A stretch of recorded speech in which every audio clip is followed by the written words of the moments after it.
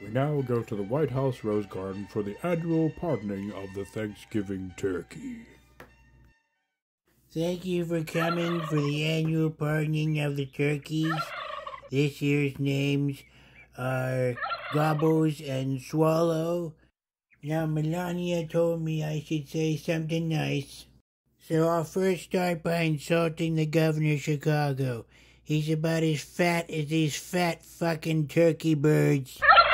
I mean, a lot of people don't like to say that. I mean, I don't like to say about how fat, stupid, slob, fat bastard he is.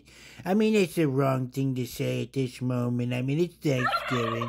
And I just wanted to say how fat, stupid he is. Give me 1 second. I keep a sound chop.